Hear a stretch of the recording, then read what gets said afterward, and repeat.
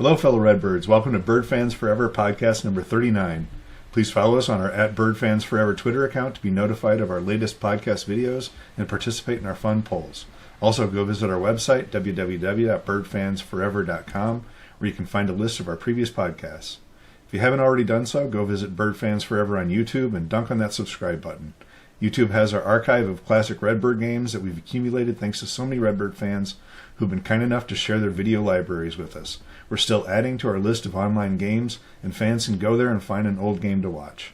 Our guest today was Illinois State University athletic director from 1987 to 1992. He went on to be AD for Wake Forest for 27 years, retiring in 2019. We'll be right back with Ron Wellman.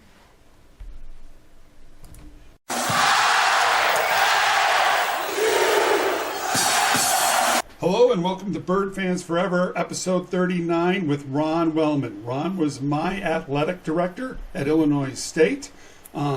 He started in the fall of 1987 and he left for Wake Forest, in the fall of 92. And so, Ron, thank you so much for being on. Well, thank you for having me, John. I look forward to talking about the good times at Illinois State. This is going to be awesome. So, Ron was Dick Lucky, and Ron has maintained a relationship throughout the decades, and so when I had coffee with Dick, he was like, "Oh, you gotta get a hold of Ron," and so he set this all up. So we gotta have a shout out to Dick. We love Dick Lucky, and so Ron, like we start with everybody, how'd you get to ISU? Oh my, a long and winding road, I guess.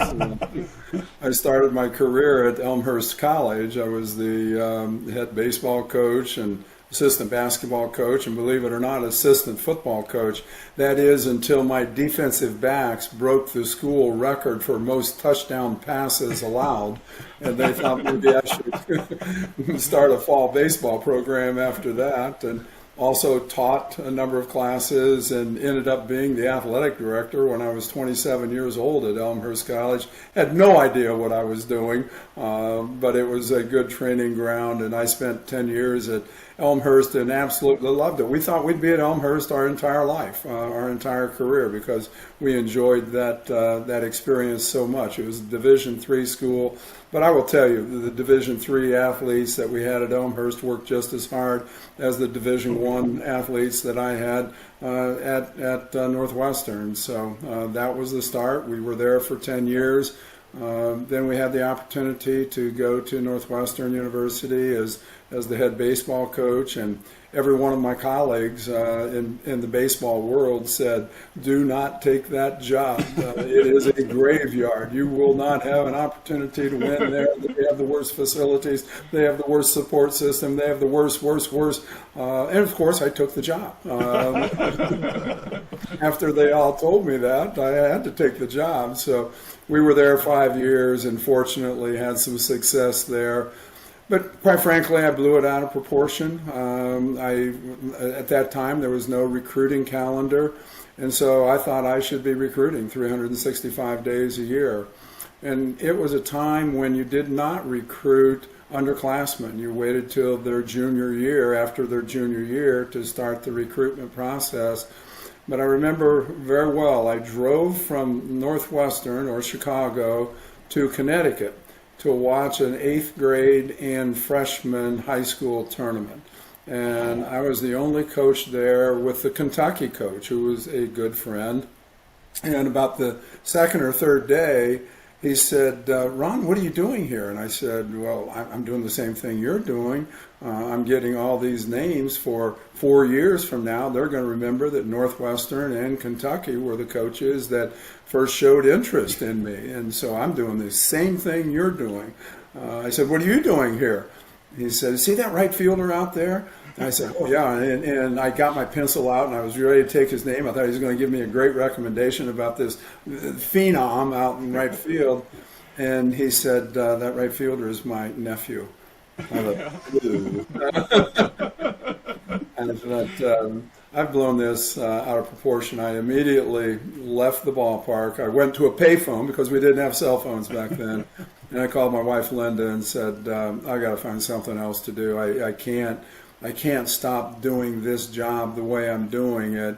And I'm not being the husband, I'm not being the father that I think I should be, so I got to find something else to do, and a year later I had the opportunity to go to Mankato State in Minnesota.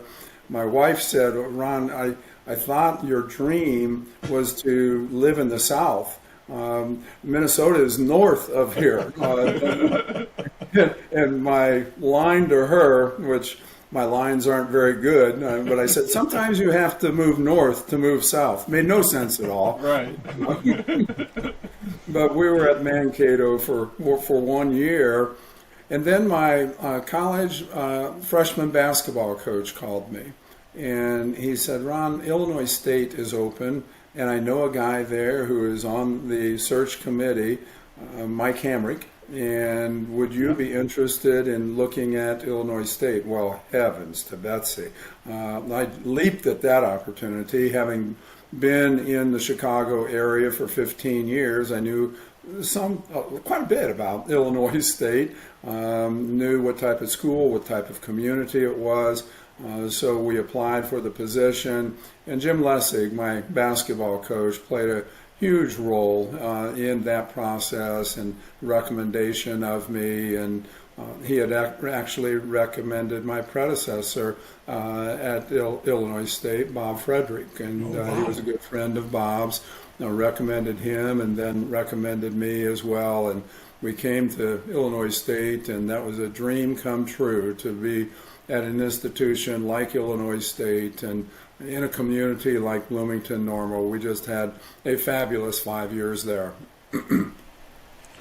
So in '87, you would have hired Larry Lyons then within a couple of weeks of almost getting the job, right? Because he starts in fall of '87. Well, I thought it was a little bit later. Our finance person left after a few months, and Larry came highly recommended. The only thing that I had a concern about Larry, he was such an Illini fan. Yes. Yes. We didn't like the Illini at that point, but we still don't. We still don't like the Illini.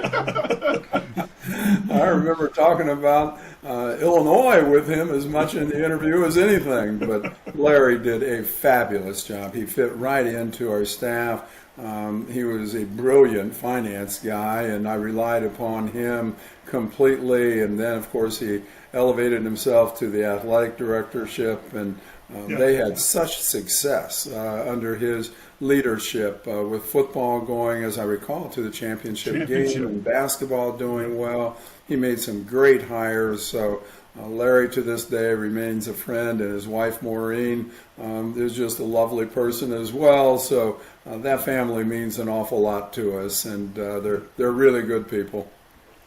So then we also wanted to hit you up on recruiting a gentleman out of Peoria. Now, the funny thing is, I believe I have a picture of Coach Giacoletti and Joe on the same basketball team in 6th, 7th, and 8th grade in Peoria.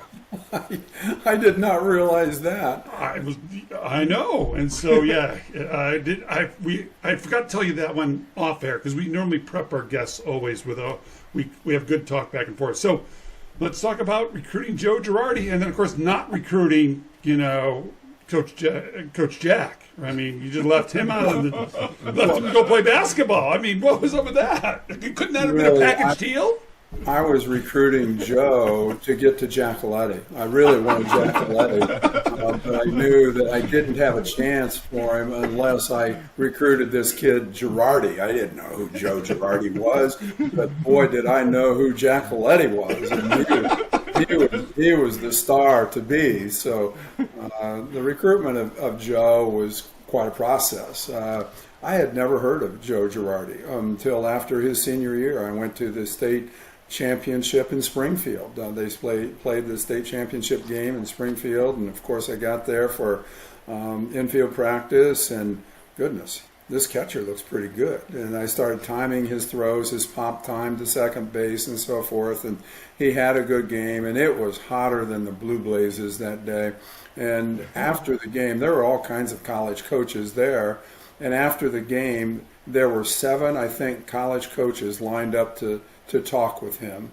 And every one of them was giving them, or the Girardi family, their pitch about why Joe should go to their school. Heavens, by the time he got to me, I was number 7. By the time he got to me, I wanted to get out of there. He wanted to get out of there. We both knew that we didn't want to have a conversation. So I just said, Joe, what is your SAT? And he told me, and he said, "What would you be interested in Northwestern?" He goes, "Yeah, I think I would be." I said, "Okay, I'll call you later."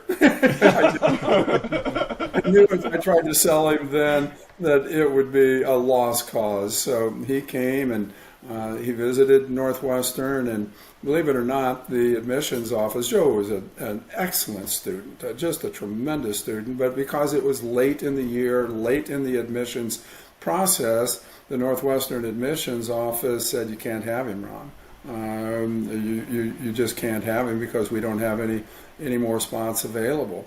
And I said, "I'll tell you what, this kid is going to be superb. He is going to be excellent as a baseball player. He's going to be a good student too.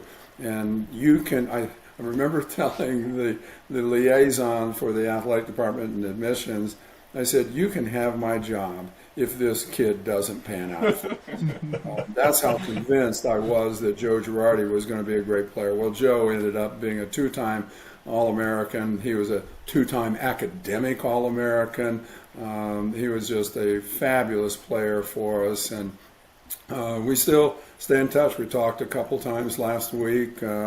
Last year after he was released by the Phillies, he and his family came and stayed with us for 4 days, and we watched his son play baseball in a neighboring town, and he's just one of the best people you will ever meet. He just cares so much about his players.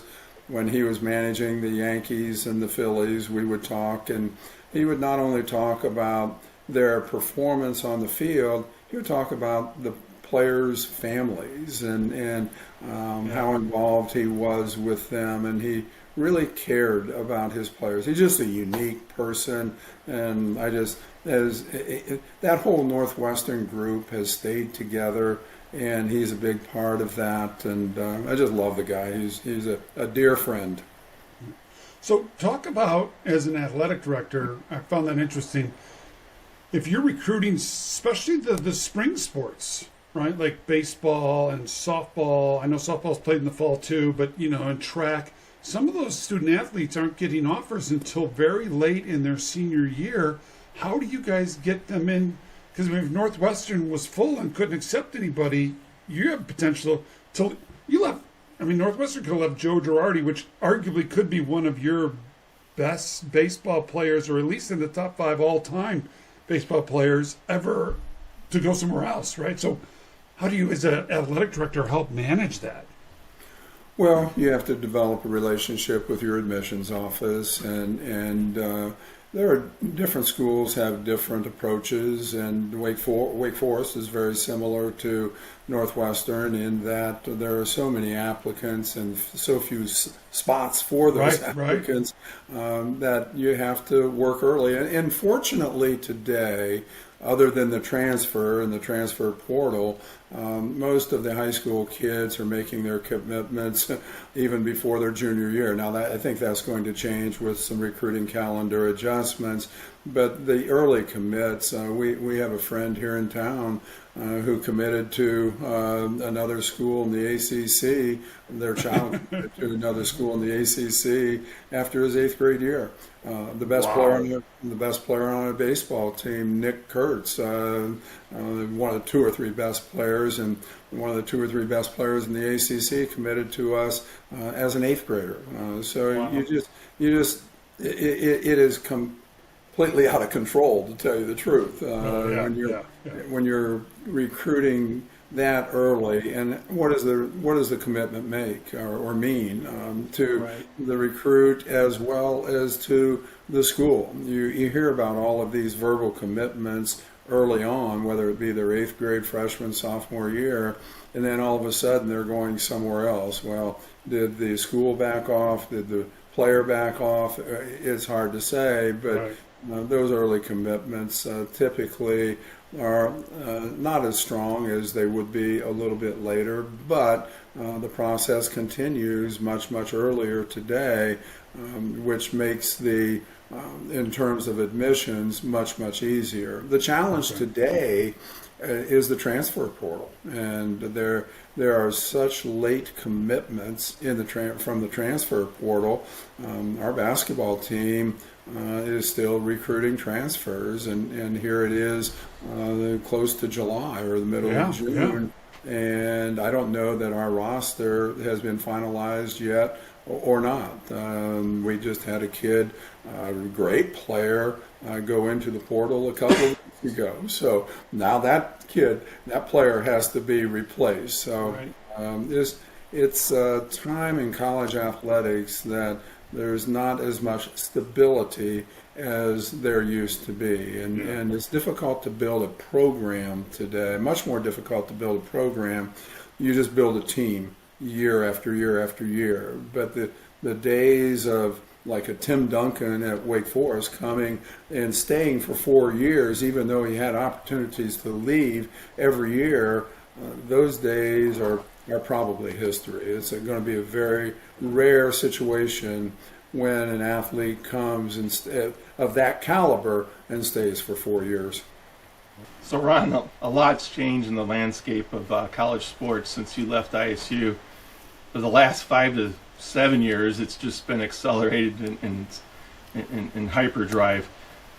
As an AD, how do you prepare for things like NIL, all the changing regulations, the transfer portal, and how do you prepare the school and the athletic program for this? Well, fortunately, Steve, I don't have to. I know. That's the problem now. I can tell you, I bet 100 people have told me that my retirement was perfectly timed because we had transfers before and revenue issues and all that. But everything that has hit the fan since my retirement, not that I kept it under control at all, Right. my retirement, but the challenges today are unlike anything I have ever seen. We always had major issues when I was administering, but it typically was one at a time, one issue at a time. Now, with realignment of conferences, the NIL, the revenue production, the TV contracts, the transfer portal, it just goes on and on and on. And it's all in COVID a couple of years ago. Right. And all of those issues are hitting at one time rather than singularly. And that's the challenge that athletic directors and athletic departments have today. The administrators today are dealing with so many major issues concurrently that I'm glad I'm not doing it, and those who are doing it, I think, are doing a very good job. The guy that we have at Illinois State, at Wake Forest. We don't have anybody now at Illinois State. We have an intro. Get back to my Redbird days, but they're doing a good job and staying on top of it and trying to anticipate what the future holds. We were talking before this session about what's happening in California.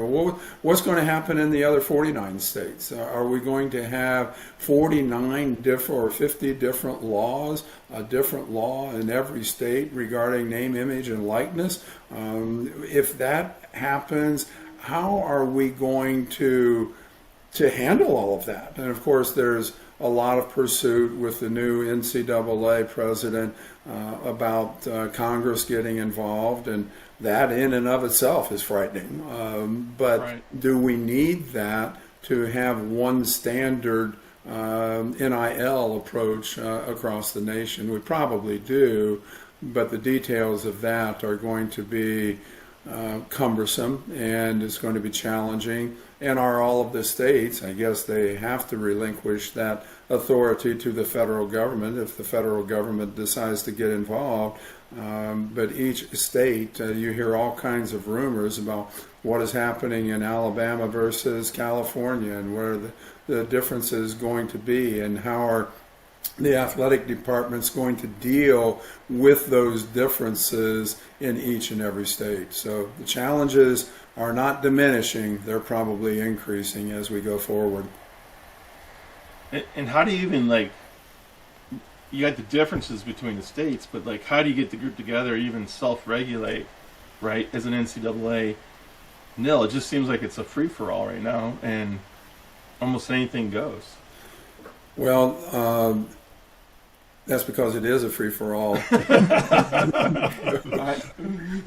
the NCAA lost the Supreme Court decision a year or so ago, 9-0, that opened Pandora's box, and I think it probably caused the NCAA to back off. The NCAA today seems to be more concerned, or very concerned, about suits that might be filed based upon the decisions that the NCAA makes. So I've had many coaches tell me that there essentially are no recruiting rules anymore, and that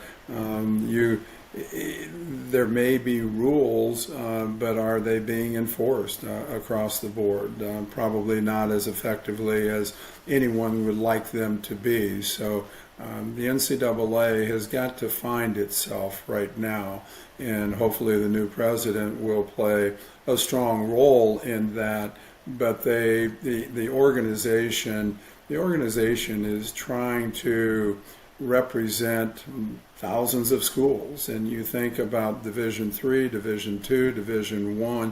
Just look at Division I, and the number of schools is 360 or whatever, but the budgets in at those schools range from over $200 million for a department down to maybe $15 million.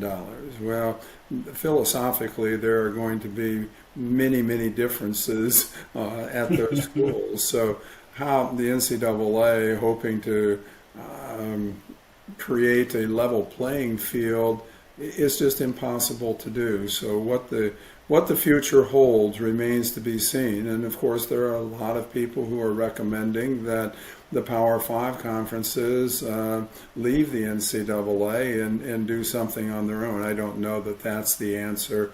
What we need to do, in my opinion, is make the NCAA stronger and give them the authority that they can administer Division I in particular effectively.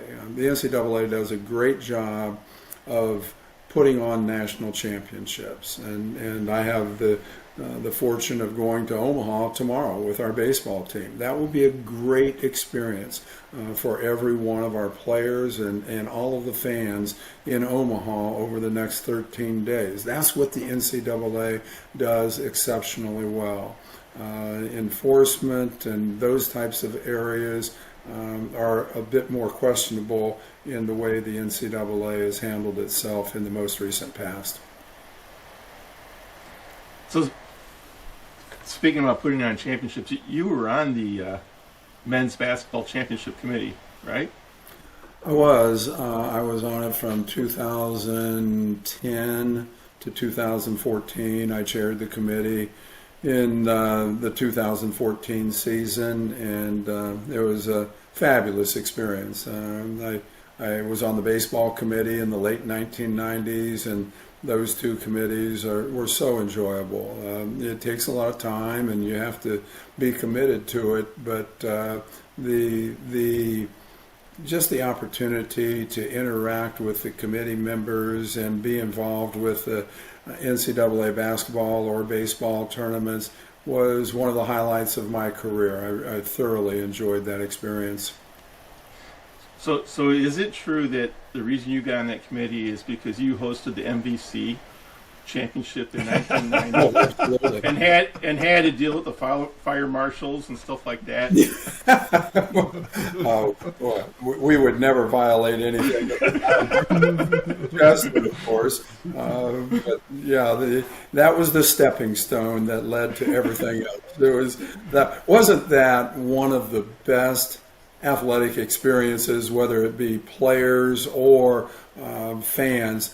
That had to be the highlight of my time at Illinois State, and probably still one of the highlights that the school has ever experienced. When we hosted that in a somewhat new Redbird Arena, and we had capacity crowds there. The people there, the Missouri Valley Conference staff, they were just elated with the way Bloomington Normal and Illinois State responded and hosted that tournament. It was just a fabulous event. Maybe I feel that way because the Redbirds won that tournament.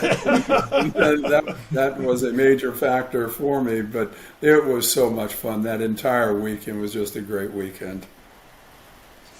So Jon likes to tell a story like the parade of students, right? Talk about that, like how you guys got people in standing room around the perimeter. I mean, it was amazing. Because you guys had put tape down with numbers up on the concourse, so extra tickets could be sold, right? And so, I mean, the requests had to be coming in like crazy.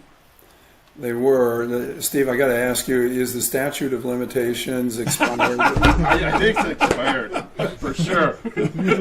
I've already told Ron that the coaches were giving us $1 so that we could get our cream cheese or peanut butter coming off the bus. So there was NCAA violations going on. Ron just didn't know about them. So that's all right. We got Dan Butterly, who you know from Mountain West. He shot a 3 over in Europe, and there's another NCAA violation, and he's on the NCAA violation rule committee.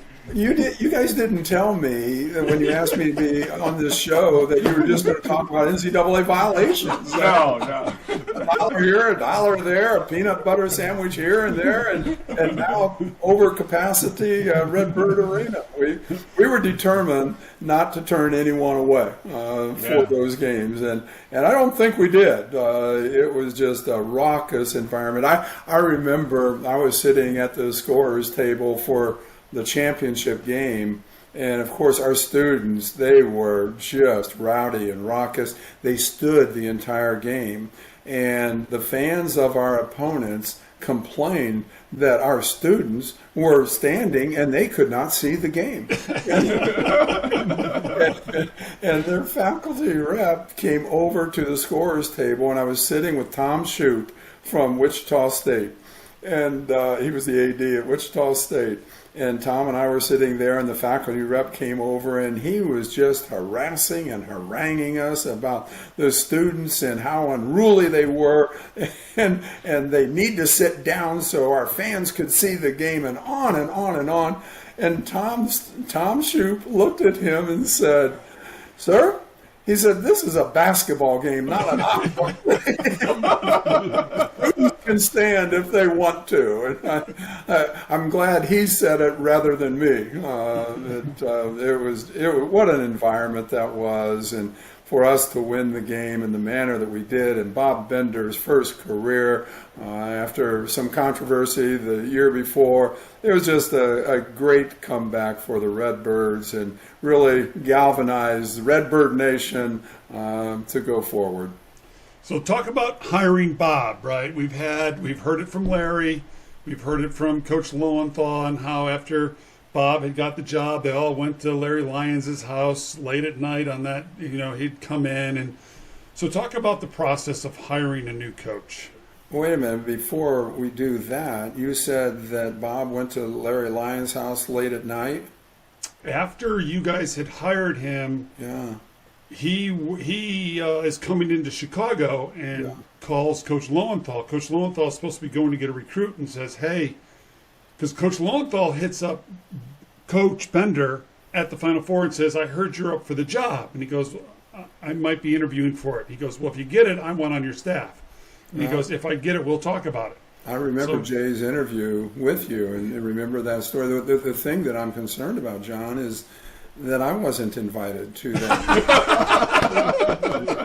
Blair, I just praised Larry in the last session.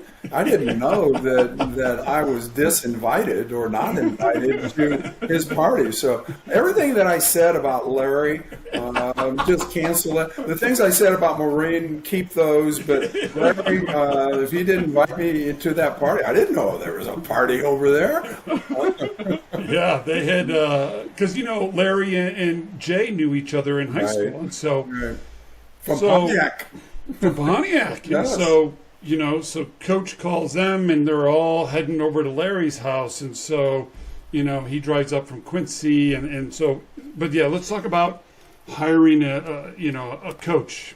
So, how did that process work? Of course, had a really strong name in the community, having gone to Bloomington High School and then not transferred, went to Duke. He transferred from Indiana to Duke and played for Mike Krzyzewski. And of course, I had no idea.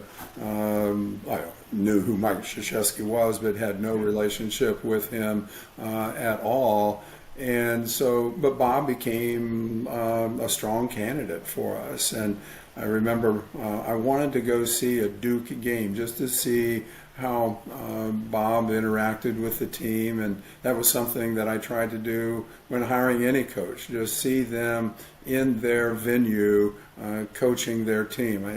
You could just learn so much about them and the way they interacted with their players, the fans, the officials. That was important to me. So I went to the Duke Blue Devils were in the NCAA tournament in New Jersey. And so I told Bob I'd like to come to the game, and golly, it was a miserable night. It was cold and rainy, and fortunately the game was inside, so just had to get from the cab to the arena. And I watched the game and then left after the game and came home. Got home to Bloomington early the next morning. That afternoon, Mike Krzyzewski called me. And he said, "Ron, I'd like to talk with you about Bob Bender." And I said, "Well, Mike, we can do this another time. You're in the tournament. You're preparing for that. I know how busy of a time that is. So I'm not going to make a decision till a few days or later. And Bob will certainly be a part of that process." And Krzyzewski's response to me was, "Ron, I've got time." He said, "I know we play tomorrow, but we've done this a number of times. We know the routine." So he talked with me for over an hour about Bob Bender and how important Bob was to him and his program, the type of person Bob was, the type of coach he is, the type of recruiter he was at Duke. And he just sold me on Bob Bender. So Bob came and interviewed, and we had a tremendous interview. And for me, part of it is a personal connection. Anybody that's applying for a job like at Illinois State, their resume is sparkling. They've won, they've had success, they've done all of the things that you would want them to achieve prior to taking a job like the Illinois State job. But I want to know if I can connect with them, if our values are the same, if they're going to treat the players the way they deserve to be treated, and still drive the players. What type of personality do they have? Are they going to fit into the community? Are they going to be academically oriented? How important is that? It's just a slew of issues that you want to find out about. And boy, Bob checked every box when I interviewed him, and it was a quick decision to hire Bob Bender to be our basketball coach. And thank goodness he came, because that first year, as you well know, John, was a very good year, and we ended up winning the Missouri Valley Conference championship in Redbird Arena. So that was a fabulous year, and he went on to do more good things at Illinois State, even though I wasn't a part of it after a couple of years. He was just a tremendous representative for Illinois State. And I talked to Gerard and Sonny last night, Randy, and of course we wanted to thank you because you allowed us to interview the coaches also, which at the time I have gone back trying to look through the media. I can't really find players started interviewing coaches under the auspice of the athletic directors late 90s, early 2000s, but we did this in 88. 89. And so you had us sit with Coach Molinari, and I forgot the other two that interviewed also. And then you brought us into your office, and after each one of them, what'd you think? What'd you think? Whether you took that into consideration or not, we thought that was we still, again, talk to that to this day. So we appreciate that. Thank you. Well, I did take it into consideration, considering the experience that you were coming from. It was very important to get the players' buy-in, and I knew that the players would ask penetrating questions of the candidates about the relationships and what the expectations were going to be of those players. So I depended upon you to get that information because you were not going to leave any stone unturned during that process. And I thought that you were in a position to really evaluate the potential coaches very thoroughly, and you did that. So, yes, I definitely took your feedback very seriously, and your feedback about Bob, as I recall, was very positive. And we loved Coach. Yeah, I mean, from the minute it started, I mean, it was okay. Ron, we just talked about hiring Coach Bender, but you allowing us to be part of the interview process. But you said what I had come from. So why don't you talk about the previous coach, right? Coach Donewald, and then the business decision for the athletic department to make a change in direction. Now, that was a losing year, 13 and 18. I broke my foot in that my junior year, and we struggled. And so explain to us, kind of talk us through your thought process of why you decided to make a coaching change. Well, you get right to the penetrating questions, don't you? We waited all the way to segment 3. I mean... Well, you know everybody would want to hear why the decision. I mean, this has been speculation for 30 years. Well, maybe it would be best if we just let the speculation continue. It is your podcast. If you want to leave it to speculation, we can move on. No.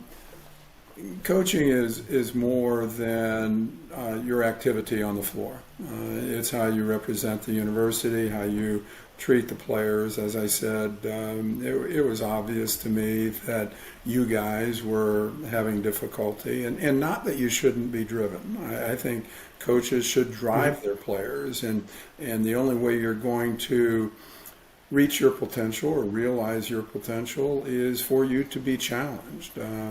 How you go about challenging those players is really, really important. And it was fairly obvious to me that the potential may not be reached as quickly or as effectively as we would like with the manner that was being used to challenge the players. And I just felt that the future was not as bright as we felt that it should be under that scenario. So it was best to make a change. And that was not an easy decision because Bob had had an awful lot of success until that last season. He, I think, had 9 or 10 years prior to that. I think all of those years were winning years. But the job of an athletic director is to project the future. And what does that future look like, and can we do better? Can we do better not only on the floor, but in some other areas as well? And I felt that we could and we should. And so that was the reason for the decision being made. So one of the things when you and I talked about that I loved hearing was, and I'll try to get this right, you'll have to correct me. So you get to Wake Forest.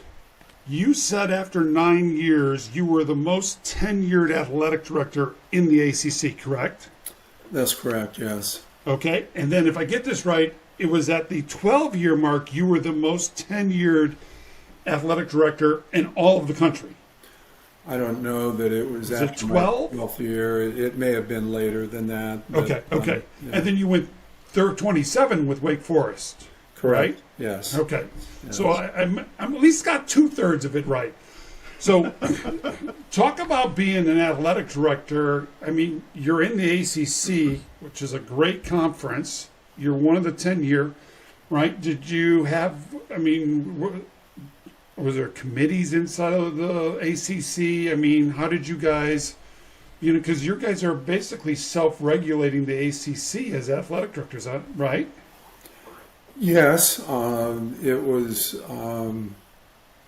an easy transition because of what I learned at Illinois State, and I believed in the way we were administering at Illinois State, and we tried to take that approach to Wake Forest as well.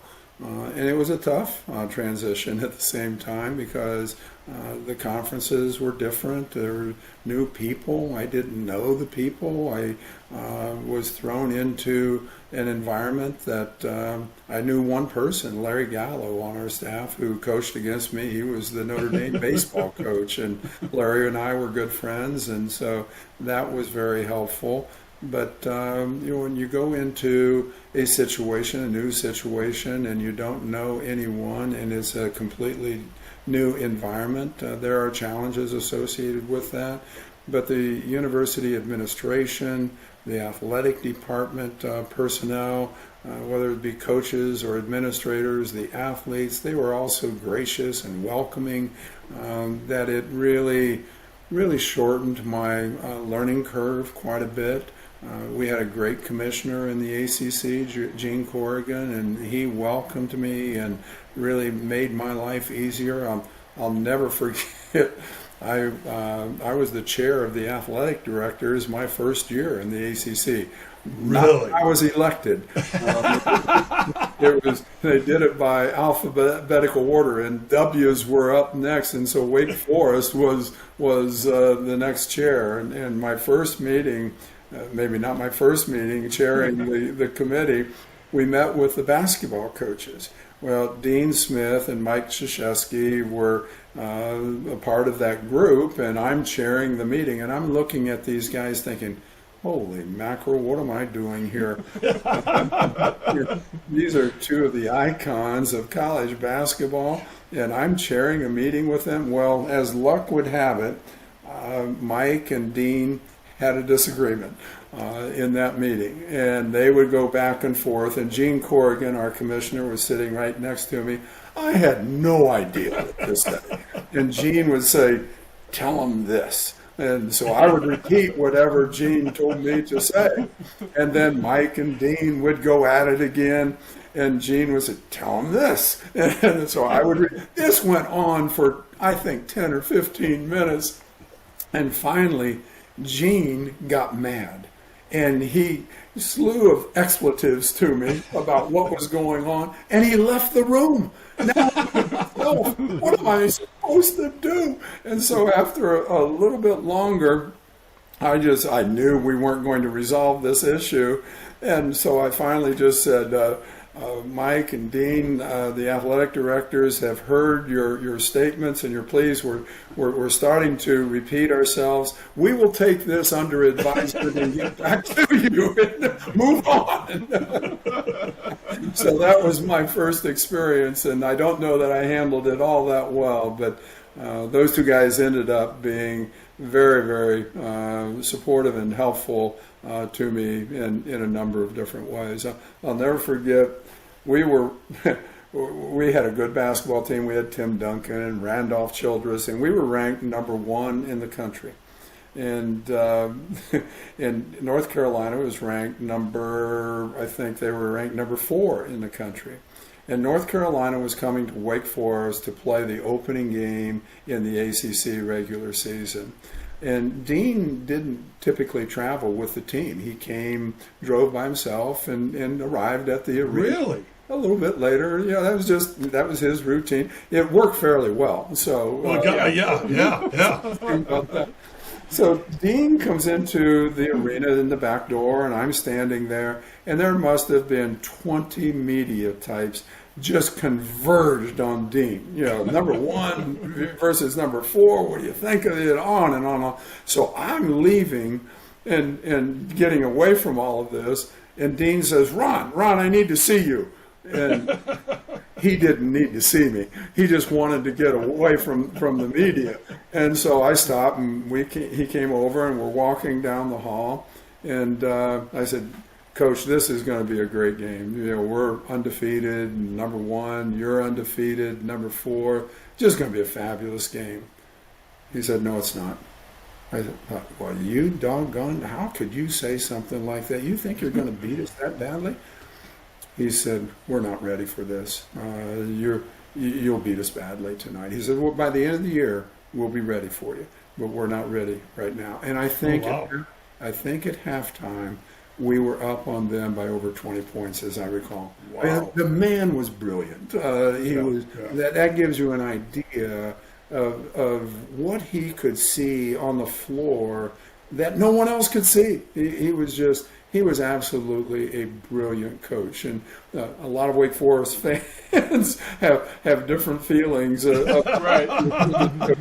But I will tell you, it was a privilege to be in a conference with Dean Smith and Mike Krzyzewski and Bobby Crimmins, and you could just go on and on with the coaches that we got to watch work. And I loved going to games that we played those coaches and just watching them work. I said earlier that I enjoy going to, and I tried to always go to a coach's games if they were a candidate for a position at our department. And I love watching those, even though they weren't candidates for a position in our department. I just love watching them work and how they, whether it be interacting with their players or working the officials. And Dean and Mike Krzyzewski were very good at working the officials. But they were masterful at what they did, and it was fun watching them. Ron, this is where we wrap it up. We turn the floor over to you. My daughter's an attorney down in Miami, and I like to, closing statements. It could be arguments, but closing statements sounds better. This might be the longest session. I tell you, we have been so blessed in our career, and the opportunities, whether they be at Elmhurst or Northwestern or Mankato State, Illinois State, Wake Forest, we could not have been more blessed. I told a group at my retirement event, my closing statement was that Lou Gehrig, in his final speech, said that he was the luckiest man on the face of the earth. I think I could give Lou Gehrig a run for that luckiest man on the face of the earth when you think about the opportunities that we have had. And certainly one of the highlights of my career was being at Illinois State. That community is so Redbird oriented and so supportive of the Redbirds. And the community itself, they just opened their arms to us, and we enjoyed that 5 years in Bloomington, representing Illinois State University as much as anything in my career, and I loved every position that I had during my career. The beauty of what I was able to do professionally. And people talk about the time that it takes, and every weekend is filled. And one time I counted the number of weekends during the year that I had absolutely no responsibilities. There were 4 weekends during the whole year that I didn't have to do something associated with my job. But I loved it. It wasn't that I didn't want to do it at all. I thoroughly enjoyed what I was doing. And the beauty of what I got to do was that my family was involved. When I was coaching, they came to all of my games. When I was an athletic director, they came to most of the games with me. So if I had been a banker or whatever, a car salesman or whatever, they wouldn't have been able to do that. So we're fortunate today to have 10 grandchildren, and all of them love going to the games with me. It's a rarity that I go to a game without at least one. And at the baseball tournament this weekend, the Super Regionals, I think we had 7 of them there. So it's just, I cannot think of another profession that I would have enjoyed as much. Mainly, it was athletics, and I thoroughly enjoy that. But more importantly, because our family was a part of it, and I love that part of it. That is awesome. Great. Thank you, Ron Wellman, for being on. Thank you for being our athletic director. And so with this is the end of episode 39 of Bird Fans Forever. Jon, hit an applause. Yes. All right.